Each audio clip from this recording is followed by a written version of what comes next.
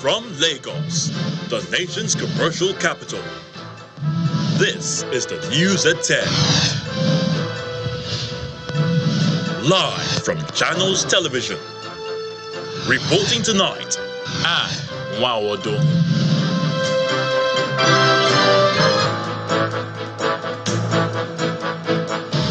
Hello and welcome. Tonight, many children die in a stampede at a carnival in the Basharu area of Ibadan, the Oyo State capital.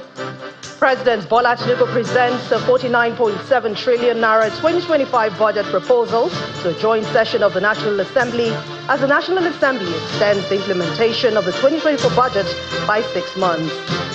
The Choice International Group, CIG Motors, forges a partnership with the Nigerian Bar Association for the sale of their branded cars at a 10% discounted price to the association. And Russia's security service says a 29-year-old man from Uzbekistan has been detained over the killing of a senior, Igor Kirillov, and his assistant in Moscow.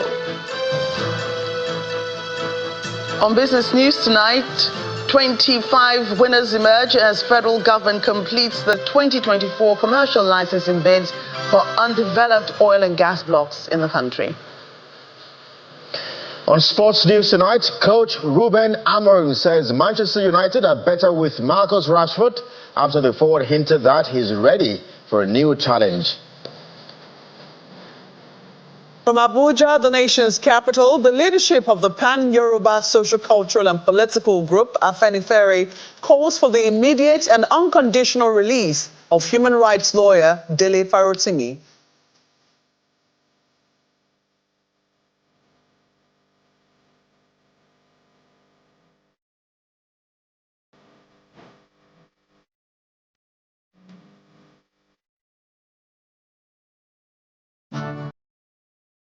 We begin in Ibadan, the Oyo State capital, where what was planned as a children fun fair turned tragic as many of them lost their lives in the stampede at the venue of that event in Basharu area of the metropolis. The ill-fated event is said to have been organized by a former queen in collaboration with a popular radio station, which was held at the open field of Islamic High School, Ibadan.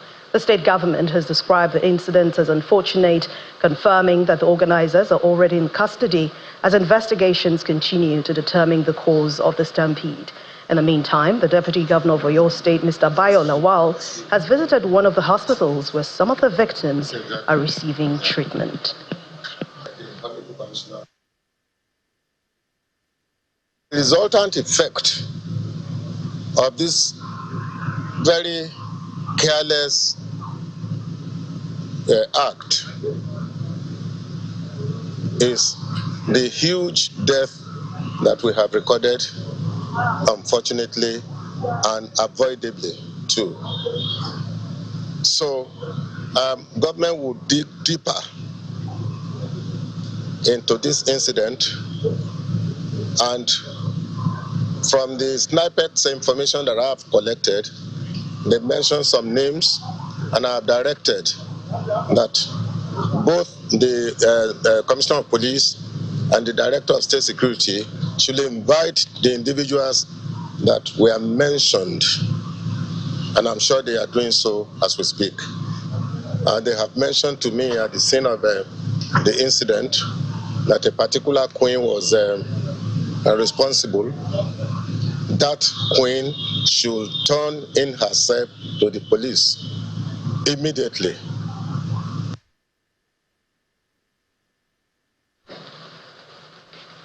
President Bola Tinubu has presented the 2025 appropriation bill to a joint session of the National Assembly for approval.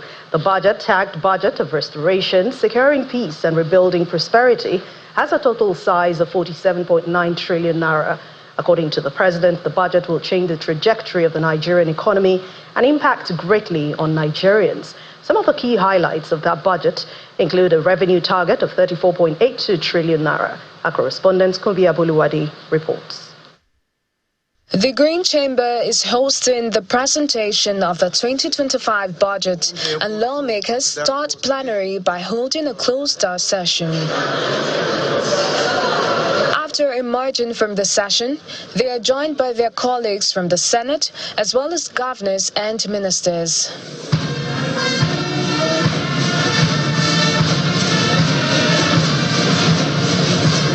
The lawmakers then received President Bola Tinubu into the chamber for the budget presentation.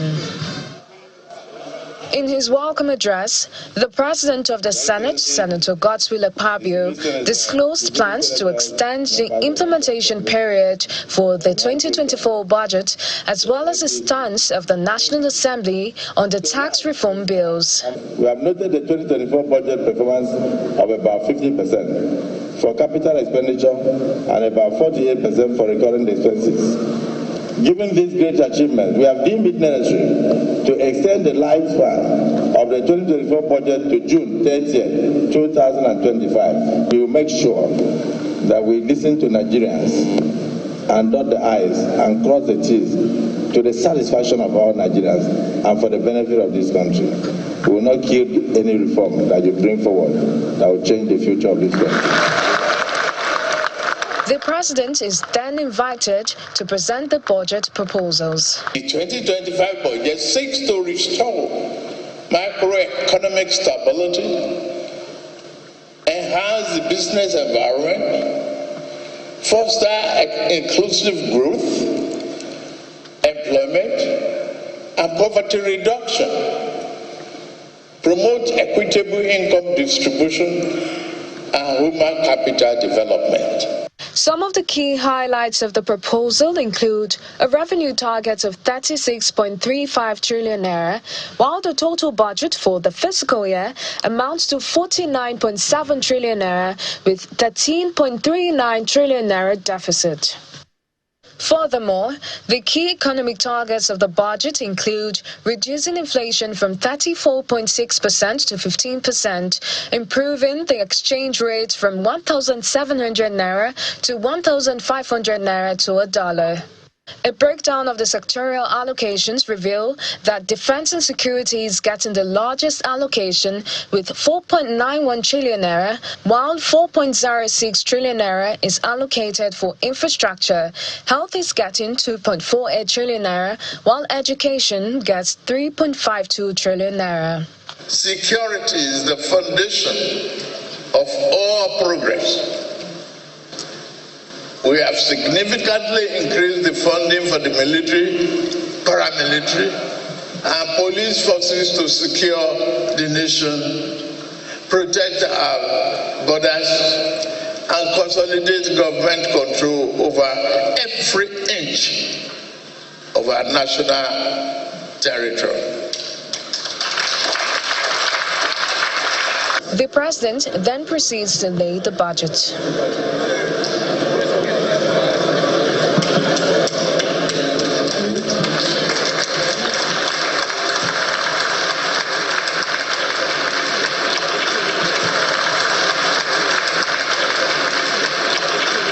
However, the Speaker of the House of Representatives calls for reflection on the nation's fiscal realities.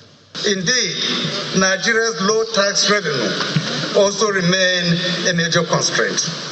Our tax to GDP ratio, currently at approximately 10.9% for 2024, is among the lowest in Africa, significantly below the continental average of 15.6%.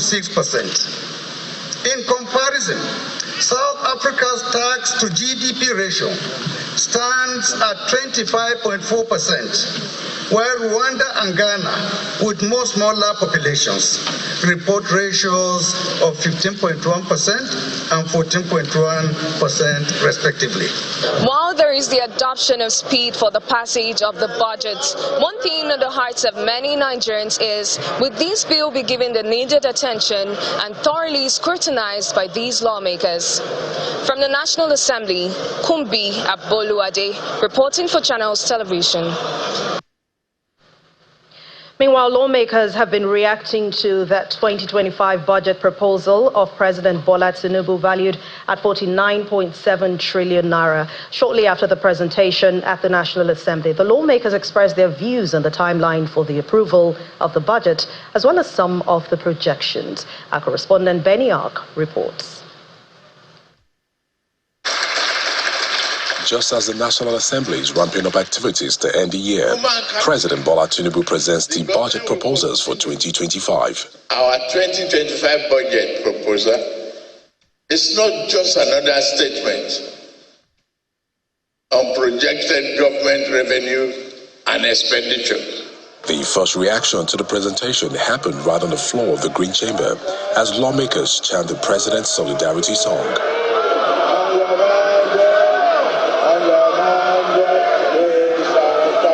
Tagged Budget of Restoration, Securing Peace and Rebuilding Prosperity, lawmakers react to some of the indices and allocations in the proposal. Based on the parameters we have used in the medium-term expenditure framework, the inflation rate will reduce from over 35 to about 15%. That is to show that the GDP is also going to grow. Defense have about 4.7 trillion. Infrastructure 4.7 trillion. Education and health put together about 5.7 trillion. This is the highest so far we have gotten in any budget of the Federal Republic. We haven't gotten this amount in capital development before. The presentation is coming days to the end of the year, and that will affect the January to December cycle for the budget implementation. This elicits some reactions from the lawmakers as well. There is no magic wand that will make it possible for the National Assembly to pass the budget this year. And even next year, it has to be probably first week or second week of February. You all agree with me with what we saw today that the president is doing well, the administration is doing very, very well. Look at the report from our Bureau of Statistics that the economy is picking up. I think we are present at about 3.5%. From the numbers, it's looking good. Shortly after the joint session, the Senate reconvened plenary to give legislative backing to the extension of the 2024 budget. A bill for an act to amend the 2024 Appropriation Act in order to extend the implementation year from 31st day of December 2024 to 30th day of June 2025 and for related matters 2024. Third reading taken and passed. The extension of the life of the budget will give the lawmakers ample time to do thorough work on the 2025 budget proposals, albeit at the expense of the January to December budget cycle. From the National Assembly, Benny Ark for Channels Television News. Away from the budget now, the Rural Electrification Agency, REA, is seeking stronger collaboration with stakeholders in the electricity sector to power rural communities across Nigeria. Speaking at the stakeholders' engagement in Abuja, the managing director of the agency, Mr. Abba Aliyu, notes that efforts are being made to address Nigeria's energy crisis through clean and renewable energy. Major stakeholders in the power sector gather here at the instance of the Rural Electrification Agency. The focus of the engagement is partnership and collaboration for sustainable energy access in rural communities. Energy poverty has been a persistent challenge for decades, especially in rural communities where millions lack access to electricity. We must act on the concept of collaboration in every sense of the word and activate new opportunities to drive change in the sector. The managing director of the agency outlines the opportunities in Nigeria's off-grid subsector as he encourages states and the private sector to collaborate. We have created, de-risked the entire sector, created framework under DES, we'll create framework under Desert to Power, we'll create a framework under the National Power Sector Solarization Initiative. What needs is just for the private sector to ensure quality standard of their implementation framework and harness these opportunities that have been created under these different initiatives. The agency has in the last 1 year electrified rural communities and small businesses through its various electrification programs. The agency is not backing down as it rolls out more programs to power schools, health infrastructure, agriculture and transportation in rural communities. It has means energizing health, energizing education, energizing agri, energizing rural communities, and energizing transportation via e-mobility. This particular project was carefully selected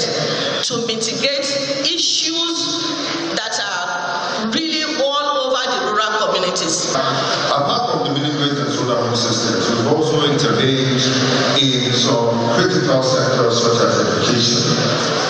7 universities and 2 teaching hospitals across the country. One of the major projects there, the biggest one we have, is University of Edinburgh, which is 12 megawatts. The agency is hoping that this engagement will enhance existing collaborations and position it to adequately address Nigeria's energy crisis. In part 2, after the break, we have more on the President's 2025 budget proposal. We are being joined by the Chief Executive Officer of Financial Derivatives Company, Mr. Bismarck Rewani. Please join us again.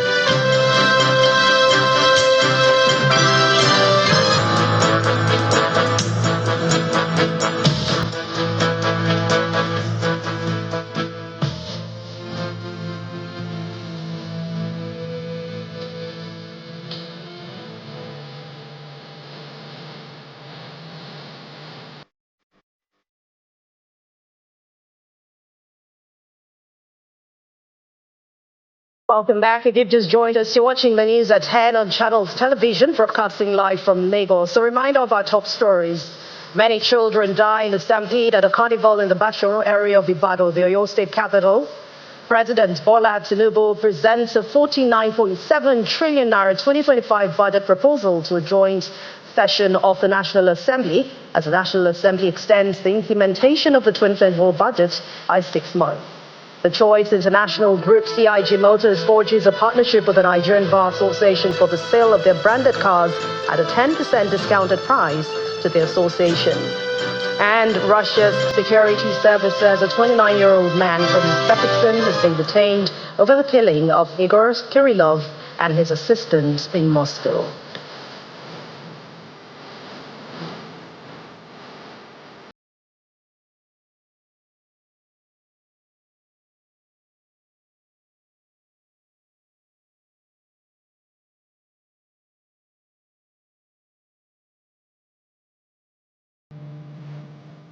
Well, now it's time to join Mr. Bismarck Rewani, the CEO of Financial Derivatives Company, to talk about the 2025 budget proposal, which was made today by President Bola Tinubu.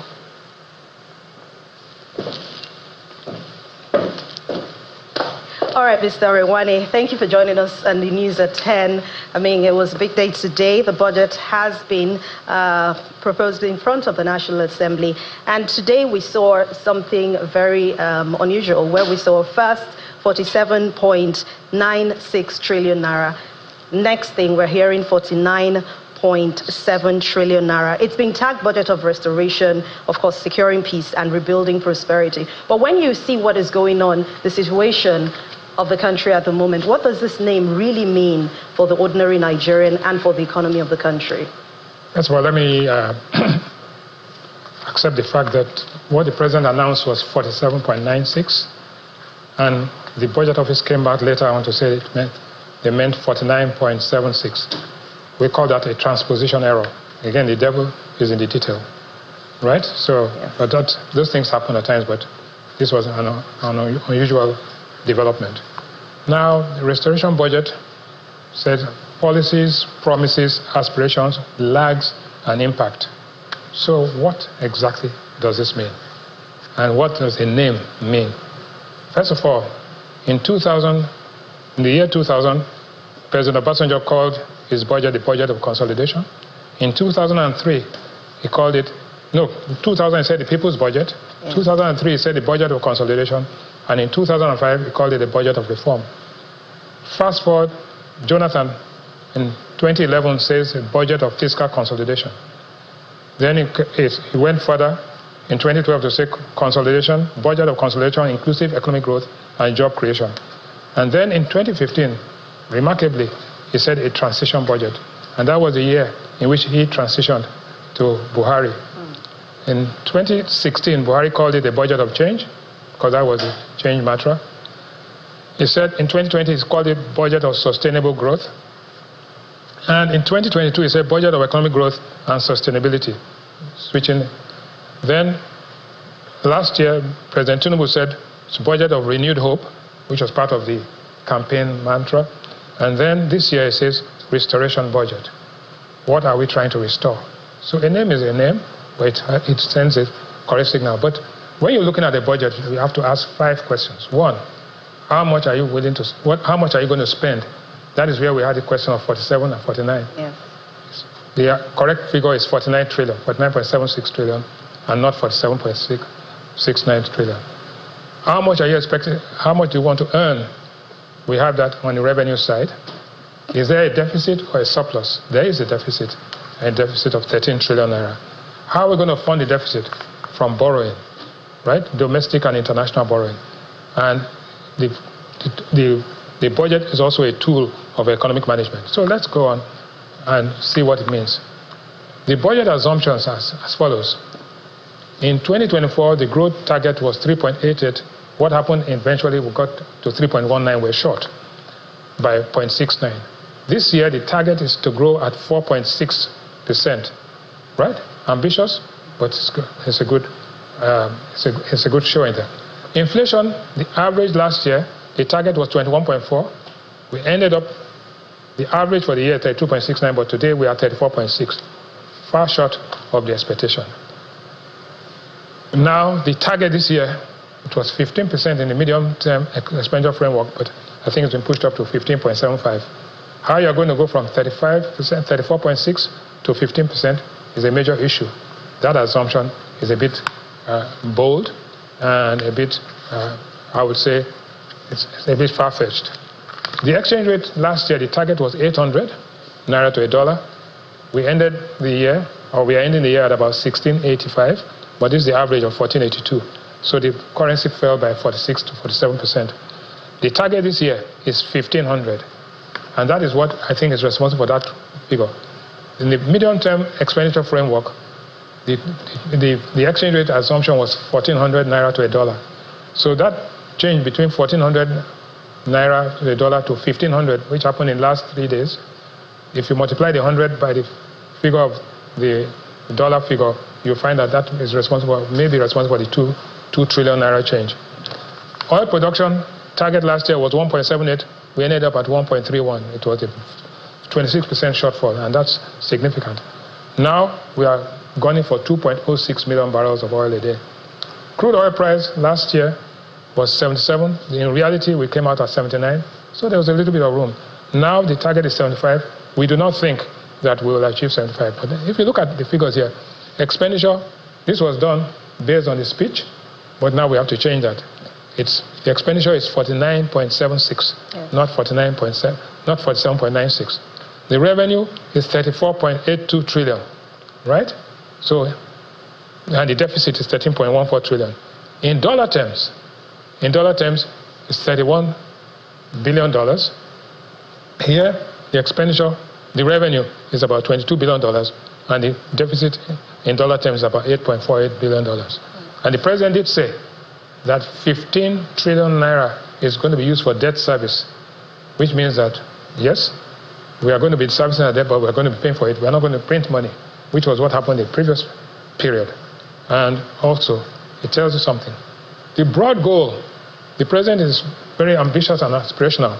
He wants to get the economy from $364 billion to $1 trillion in a matter of 5 years. To do that, you need to be growing at almost 30 or 40%.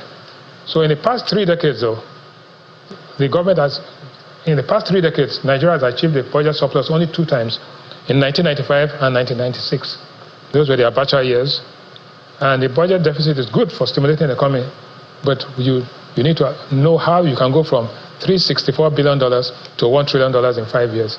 That's not going to happen. So we think that 5% annual growth rate can get you somewhere, but it's not going to get you to $1 trillion by 2030. Right? Now, this is what it looks like. Total GDP output is $364 billion. All of us consumers, we constitute 65% of that. The investors constitute about 30%, and the government 4%. But there's fiscal dominance. So what's happening is that the government multiplier is less efficient than the investment multiplier. And so the money they've taken from us for petrol subsidy has moved from consumption to government. But this is the big picture, which is net exports. Our exports are going to go higher, our imports are going to go lower because of the exchange rate adjustment mechanism. So that's a good thing. That's a very good thing. Now, savings equal investment. If you don't save, you can't invest. And that's the clear thing. But investment is not foreign portfolio investment. The president alluded to the fact that he's expecting foreign portfolio investment. Foreign portfolio investment is hot money. It comes in and it goes out. So we have to make a correction on that. Now, what is important? That the GDP per head is $1,597 per head. In 2024, it came down to $900 per head, $910. So it's going down. The debt per head has come down. If all of us owe $438 per head, every Nigerian, now it's $418 per head because we paid off some. Foreign debt service is $46 per head. That's what every Nigerian will pay out of his pocket in 2023, and now it's gone up to $47. And external reserves, gross external reserves, not discounted for encumbrances, is about $175 going to $172. So what you normally compare is net external reserves. If you net out our external reserves, it's much lower than what it is now. So these are the assumptions. Optimistic, the medium-term economic expenditure framework says that the assumption is $665 naira to $1, and the parallel market was 1,170, and the difference was 504. We think that's a bit optimistic. This is the medium-term economic framework, but now 2025 is 1,400, but the president has increased that to 1,500, which is more realistic and more likely to be achieved. But if you go back and see exactly what the naira is trading at, as of today, the fair value of the naira is 1,151, which means the naira is 24% undervalued. There's an advantage in that because it allows you to begin to claw back. So we think the naira will claw back, and the goal of 1,500 will be achieved in 2025. So that's the good news. Aligning the exchange rate to market realities. But what the question you're going to ask? Yeah, I was going to ask exactly. Is that will you be better off this time? What does this mean? By this time next year, what should the ordinary Nigerian be looking at? Good or bad? 2025 is going to be better than 2024. Okay. But not without a struggle. And what do we have to see? One, major inflationary drivers are going to be abating. We are not going to get to 15% as expected, but I think we'll probably be around 25%. And that's good from 35 to... Petrol price next year, we think it will be flat at 1,200 per litre. Today it's 1,050. So expect to pay at least 150 naira more. Diesel price will fall to 950 to 1,000 litre, thanks to Dangote producing a lot of diesel. The naira will appreciate and will be stable at about 1,500 to 1,550. We think it's going to be 1,550. Okay. The president expects to make it at 1,050 naira is not going to break the bank. Inflation target of 15% is too optimistic. We expect it to be around 23 to 25%. Base case for GDP growth is 4%. Best case scenario, we achieve 6%. If we get 6%, we should be celebrating. So, generally speaking, cautiously optimistic, but 2025 will not be as hard as 2024. All right, I guess that's good news. Some form of good news for the ordinary Nigerian. Well, thank you very much, Mr. Bismarck Rewani, CEO, Financial Derivatives Company. Thanks for your time. Thank you for having me. 10. And still ahead on the news at 10, 25 winners emerge as federal government completes 2025 commercial licensing bids for undeveloped oil and gas blocks in the country. And that's in business news. Please join us again.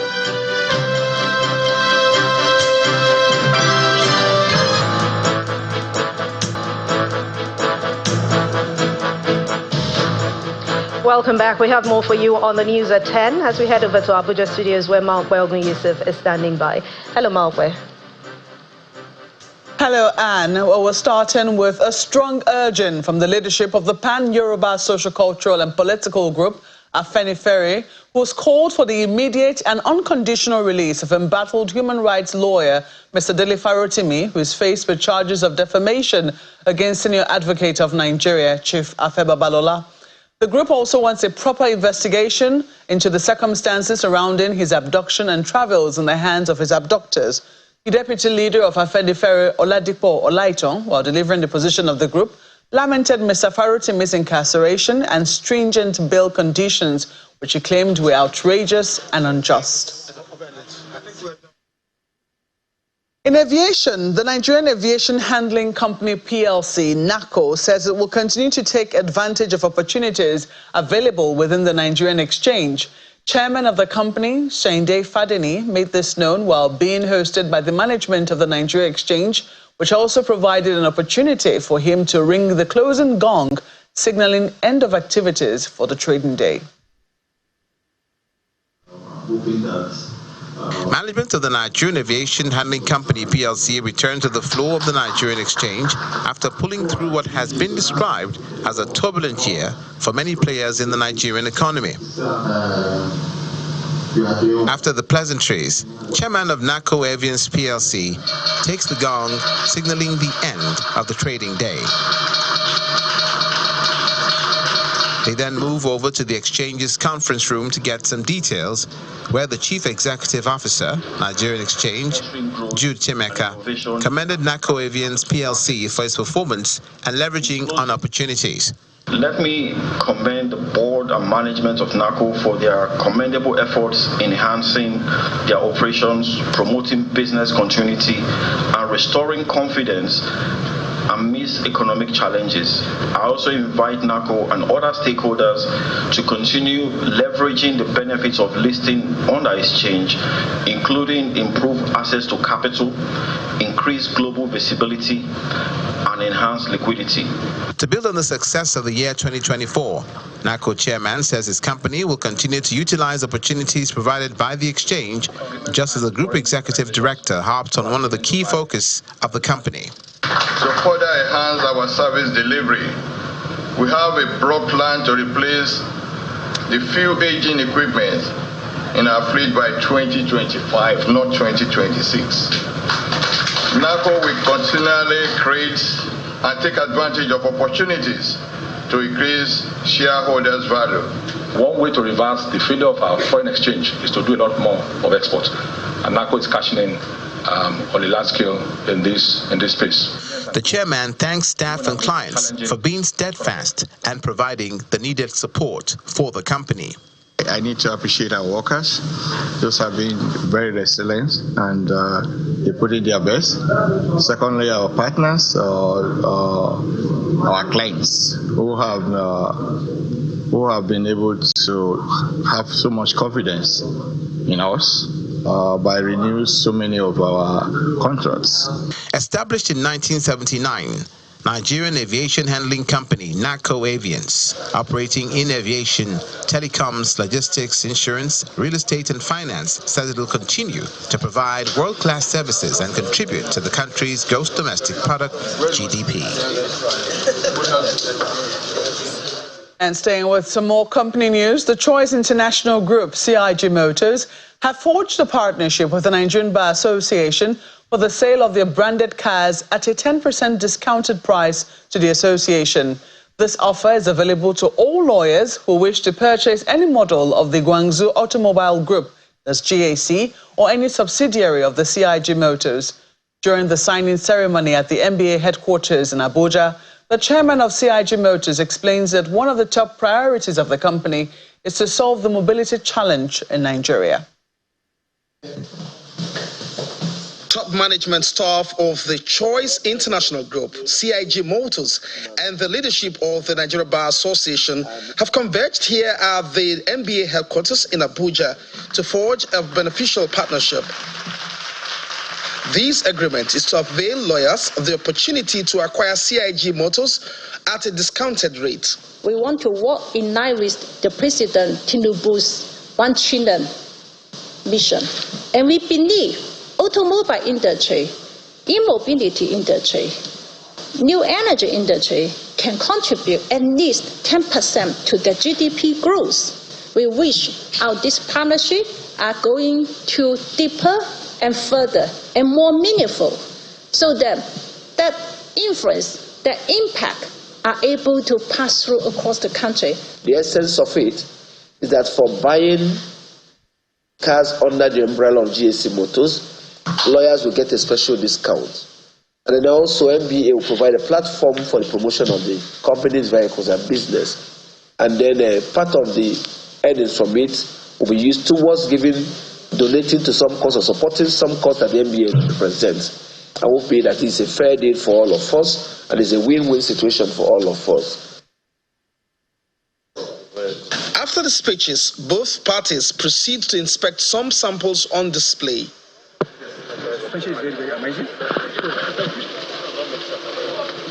This electric vehicle is that at a full charge, which is 100%, you can drive the vehicle 330 kilometers, which makes it a uniqueness to operate within the city. The chairman of CIG Motors also seized the opportunity to speak on the company's outlook for 2025. We want to develop our business beyond just automobile provider. We go to the e-mobility. We wish this kind of attention can cause the government also effort to build automobile industry in the new height. She believes the partnership would boost the nation's economy. Well, the lawyers certainly have something going. Which professional group next? Maybe journalist. Well, that's it from the nation's capital. Is back to Anne for the rest of the news at 10. Thank you, Mark. Well, I was actually going to say broadcasters, so I think it is. But thank you very much. So other stories now. In the first of the series of events marking the 80th birthday of iconic marketing communications practitioner with a career spanning over 50 years, who started off in broadcasting some 56 years ago, Dr. Abiodun Olushina Shobanjo was rightly celebrated by industry players at an evening of tributes right here in Lagos, hosted by Marketing Edge Communications. Industry captains from almost the entire industry came together to toast the advertising. Says that some of high-profile personalities at the evening include the pioneer Director General of NTA, Vincent Maduka, the chairman Odua Investment Group, Otumba Bimbo Ashiru, Pro-Chancellor BC Onobanjo University, Professor Oluwatoyin Ashiru, and many others who spoke highly of Dr. Shobanjo. Time to take the stage. Please put your hands together for him. Biodun is not used to hiding anything under the carpet. Where he was slammed, he would tell you he was slammed. Where he's winning, he will shout it at the rooftop that he is winning. For Biodun, there was no half measures. You were either going to go for it or go under your bed and sleep. Biodun took every moment of his life seriously. Right from his days at Odogbolu, I remember so much from the book. He had become such a rascal right from school. And it took the Igbo headmaster to really put him to shape. And a lot of times he ran into trouble and got very well punished for them. But then he was being trained for the future. At NBC, he got to meet people like our big Egbon,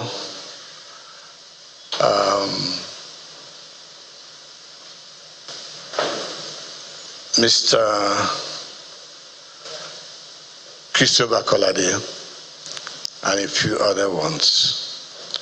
Leaving NBC to advertising was quite a major mark or a major move for Biodun. Put your hands together for him. The executive chairman of STB McCain, Steve Omojafo, who knew him in the beginning of his career, already describing, as he said there, as the man called BB. He described him as an enigma.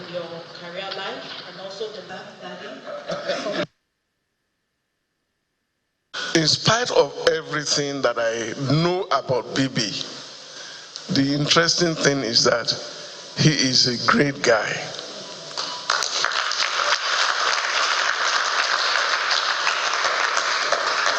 You know you are a great guy.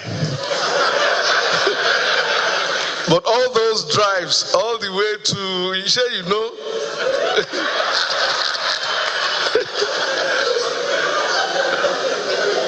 Honestly, tonight I'm very happy to be here as we celebrate Dr. Biodun Olusegun Osinbajo. It's been all said about who Biodun Osinbajo really is. He's a hard worker.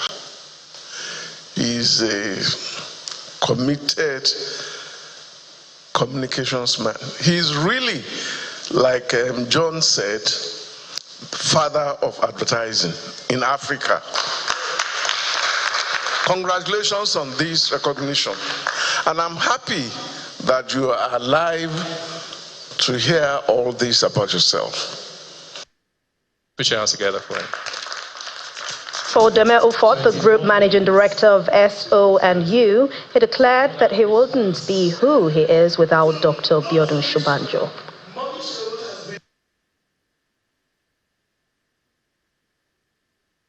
We will hear over and over again about the businesses that Dr. Osinbajo has built, enterprises. What we must hear are the people he has built. And I am a unique example.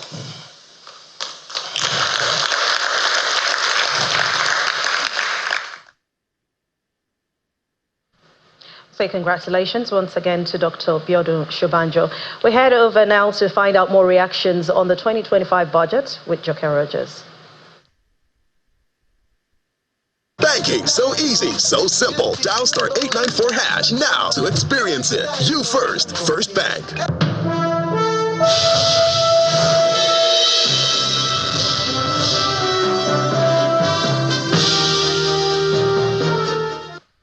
Thank you, Anne. Certainly we have more reactions coming from the 2025 budget proposal. Economic think tank Center for the Promotion of Private Enterprises has commended the 49.7 trillion naira budget presented by President Bola Tinubu earlier today. In a statement released today by its Chief Executive Officer, Dr. Muda Yusuf, the CPPE says the priorities are laudable and appropriate for the prevailing economic and social conditions. Nevertheless, the advisory firm is not optimistic about the plan to commit 15 trillion naira to debt servicing, which it says is one of the major downsides to this fiscal space for next year. The CPPE explains that there's an urgent need to reduce the country's debt exposure, as well as address the high cost of government borrowing locally and internationally. The domestic stock market continues an upward path for a third consecutive session amid more bargain hunting by investors. Willie Bong brings us more.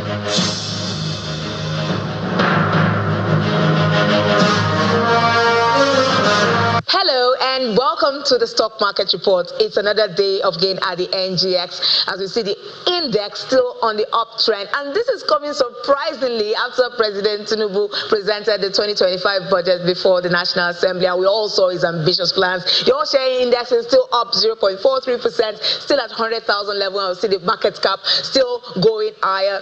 By tomorrow, we'll probably be hitting 61 trillion naira. But let's looking at the sectors that contributed to this. We saw oil and gas sector, the banking sector, and the consumer goods leading that chart. Banking in the lead today is 0.68%, except for FBN Holdings, which was in the red, but we see it, still in the green, very, very strong. Consumer goods up, and oil and gas, so MRS topping that. No surprise that we saw it leading on the gainers chart. Very quickly, let's see that gainers chart. We see MRS there with a 9.9% gain and closing at 159 naira 70 kobo. Not bad for MRS and the oil and gas sector, still bouncing off yesterday's positive performance, and we see Africa Prudential leading the losers pack. It's always a win-win situation, well, a zero-sum situation in the market. If you say some lose, some win, well, we expect the market to still react to the budget presentation, and it's still going to be a topic of conversation for days to come. And we know that market players will be looking for the benefiting sectors to invest in and probably make profit from. And that's the Stock Market Report today. Will Ibang signing out.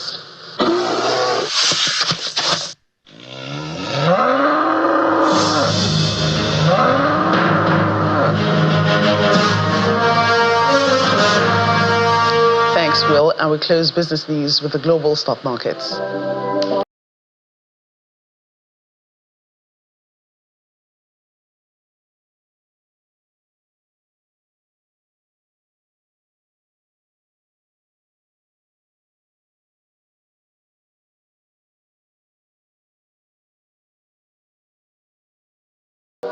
That's business news tonight. Back to you, Anne.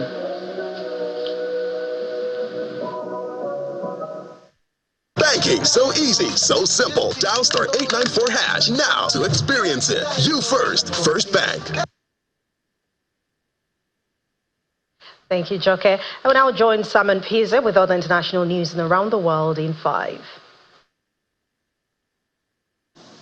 Good evening and welcome to the channel's studios here in London with your international news around the world in 5.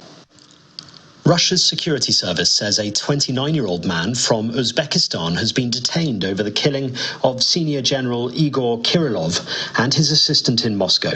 Lieutenant General Igor Kirillov, head of the Nuclear, Biological, Chemical Defense Forces, was outside a residential block when a device hidden in a scooter was detonated remotely.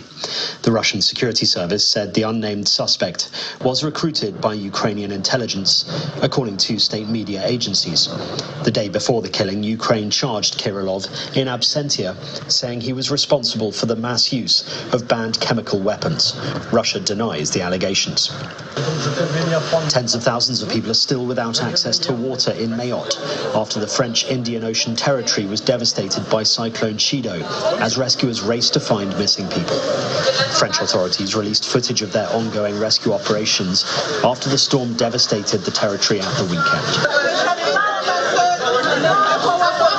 The footage showed bottled water and food supplies being distributed at a centre in Pamanzi, a petite terre, with French soldiers securing the operation. France's Sécurité Civile released video of them trying to restore roads on the island by cutting fallen trees. It was territory in 90 years, and it is feared the death toll could reach several thousand. France's highest court has upheld a corruption conviction against its former president, Nicolas Sarkozy, brushing aside his appeal. Wednesday's ruling by the Cour de Cassation means that Sarkozy, who was in power between 2007 and 2012, must now wear an electronic monitoring bracelet for a year. Mr. Sarkozy reacted by saying he was not prepared to accept the profound injustice and would now turn to the European Court of Human Rights to challenge the verdict. 3 jours pour gagner. Vive la République! A boat carrying 80 passengers and 5 crew members has capsized off the coast of India's financial capital Mumbai, killing 1 person after it was struck by a speedboat. A total of 75 people and all 5 crew members were rescued. Rescue operations for the remaining passengers are in progress. The first Syrian domestic flight to take off from Damascus after the fall of Bashar al-Assad's rule has landed in Aleppo. Jubilant passengers walked down the plane's stairs smiling and holding the flag adopted by the new Syrian ruling body. Upon landing, the pilot Ali Omar Rida said he hopes international routes will be restored soon, while one of the passengers described the joy of being part of such a historic moment.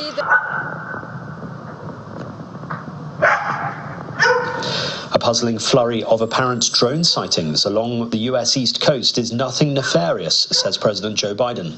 The sightings in recent weeks have occurred in New Jersey and a number of neighboring states, sometimes around air bases. The phenomenon has prompted a number of conspiracy theories about foreign involvement. Nothing nefarious, apparently, but they're checking it all out. I think it's just one. There's a lot of drones authorized up there. I think one started and they all got it. Everybody wanted to get in the deal. But we're following it closely. So far, no sense of danger.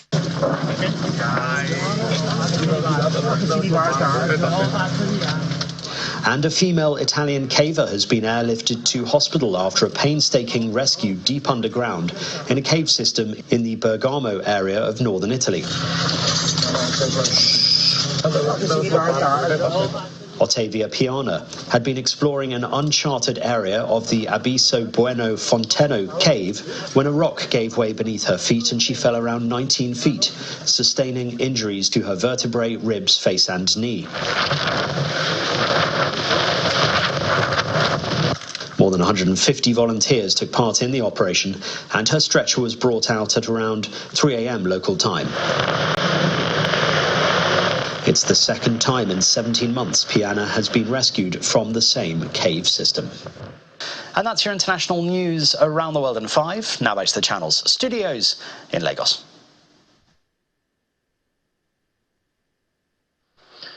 On sports news, Manchester United coach Ruben Amorim says the club is better with Marcus Rashford after the forward hinted that he's ready for a new challenge. The 27-year-old was left out of United's squad for Sunday's derby against Manchester City. Rashford has been at United since the age of 7, scoring 138 goals in 426 appearances since his senior debut in 2016. That's sports. I'm Kelly. It's back to Anne. Thank you, Kelly. And the main news again. Many children have died in a stampede at a carnival in the Basharu area of Ibadan, the Oyo State capital. That's the news at 10 tonight. Thank you for watching. I'm Anne Mwawadu. Good night.